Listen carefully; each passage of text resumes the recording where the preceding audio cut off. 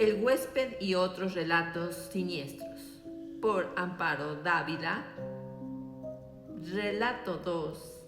La señorita Julia, parte 2.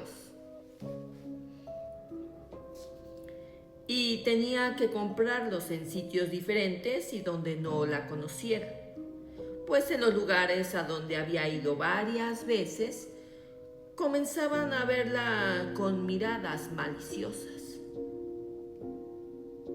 como sospechando algo terrible. Su situación era desesperada. Cada día sus fuerzas disminuían de una manera notable. Había perdido su alegría habitual y la tranquilidad de que siempre había gozado. Su aspecto comenzaba a ser deplorable y su estado nervioso insostenible. Perdió por completo el apetito y el placer por la lectura y la música. Aunque lo intentaba, no podía interesarse en nada. Lo único que leía y estudiaba con desesperación eran unos viejos libros de farmacopea que había pertenecido a su padre. Pensaba que su única salvación consistiría en descubrir ella misma algún poderoso veneno que acabara con aquellos diabólicos animales, puesto que ningún otro producto de los ordinarios surtía efecto en ellos. La señorita Julia se había quedado dormida. Alguien le tocó suavemente el hombro y despertó al instante. Sobresaltada: el jefe la llama, señorita Julia. Julia se restregó los ojos, muy apenada, se empolvó ligeramente tratando de borrar las huellas del sueño. Después se encaminó hacia la oficina del señor Lemus. Apenas si llamó a la puerta y se sentó en el borde de la silla, estirada y tensa. El señor Lemus comenzó diciendo que siempre había estado contento con las cosas, con el trabajo de Julia, eficiente y satisfactorio, pero que de algún tiempo a la fecha las cosas habían cambiado y él estaba muy preocupado por ella, que lo había pensado bastante antes de decidirse a hablarle, y le aseguraba que por su parte no había prestado atención a ciertos rumores. Esto último lo dijo bajando la vista. Julia había enrojecido por completo. Se afianzó de la silla para no caer. Su corazón golpeaba sordamente. No supo cómo salió de aquel privado ni si alcanzó a decir algo en su defensa.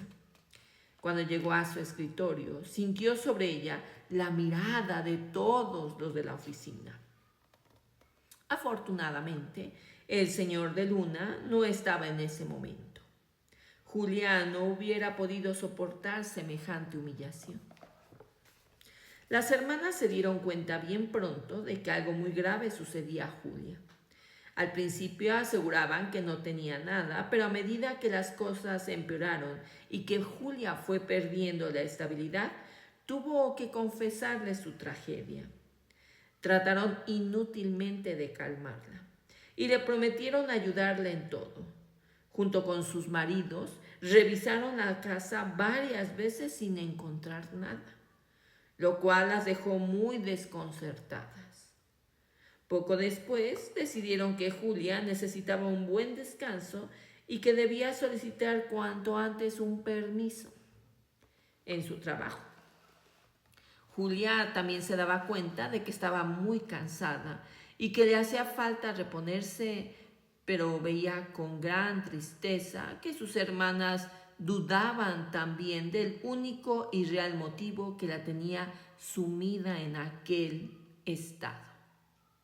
Se sentía observada por ellas hasta en los detalles más insignificantes y ni qué decir de la oficina, donde su conducta llevaba a los compañeros a pensar en motivos humillantes y vergonzosos.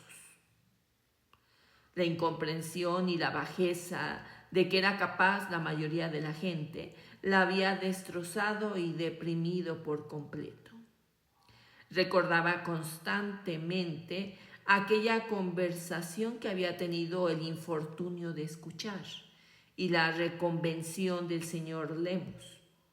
Y entonces las lágrimas le rodaban por las mejillas y los sollozos subían a su garganta. La señorita Julia estaba encariñada con su trabajo. No obstante, la serie de humillaciones y calumnias que a últimas fechas había sufrido, llevaba 15 años en aquella oficina y siempre había pensado trabajar allí hasta el último día que pudiera hacerlo, a menos que se le concediera la dicha de formar un hogar como sus hermanas. Pensaba que era poco serio andar de un trabajo a otro y que eso no podía sentar ningún buen precedente. Después de mucho cavilar, resolvió que no le quedaba más remedio que solicitar un permiso, como deseaba a sus hermanas, y tratar de restablecerse. Las relaciones de Julia con el señor de Luna se habían ido enfriando poco a poco, y no porque esta fuera la intención de ella. Cuando empezó a sufrir aquella situación desquiciante, se rehusó a verlo diariamente como hasta entonces lo hacía, por el temor que aquel sospechara algo. Experimentaba una enorme vergüenza de que descubrieran su tragedia. De solo imaginarlo sentía que las manos le sudaban y la angustia le provocaba náuseas. Después ya no era solo ese temor, sino que Julia no tenía tiempo para otra cosa que no fuera a preparar venenos. Había improvisado un pequeñísimo laboratorio utilizando algunas cosas que se había encontrado en un cajón y que sin duda su padre guardaba como recuerdo de sus años de farmacéutico, pues unos años antes de morir vendió la farmacia y solo se dedicaba a atender a unos cuantos enfermos. En ese laboratorio, Julia pasaba todos sus ratos libres y algunas horas de la noche mezclando sustancias extrañas que la mayoría de las veces producía emanaciones insoportables o gases que le irritaban los ojos y la garganta, ocasionándole accesos de tos y copioso lagrimeo. Así las cosas, Julia ya no tenía tiempo ni paz para sentarse a escuchar música con el señor de Luna. Se veían poco, si acaso una vez por semana, y los domingos que iban a misa. Pero Julia sentía que aquel afecto era de tal solidez y firmeza que nada lo podía menoscabar.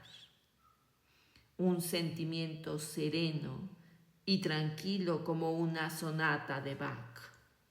Un entendimiento espiritual, estrecho y profundo, lleno de pureza y ligera. Así lo había definido Julia. Y el señor de Luna pensaba igual que Julia respecto a la nobleza de sus relaciones, tan raras y difíciles de encontrar en un mundo enloquecido y lleno de perversión. En aquel desenfreno donde ya nadie tenía tiempo de pensar en su alma ni en su salvación, donde los hogares cristianos cada vez eran más escasos, y daba gracias diariamente por aquella bella dádiva que se le había otorgado y que tal vez él no merecía.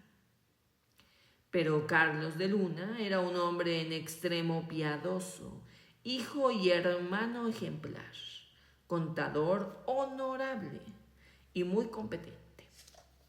Pertenecía con gran orgullo a la Orden de Caballeros de Colón, de cuya mesa directiva formaba parte. Ya hacía algunos años que debería haberse casado, pero él, responsable en extremo, había querido esperar a tener la consistencia moral necesaria, así como cierta tranquilidad económica, que le permitiera sostener un hogar con todo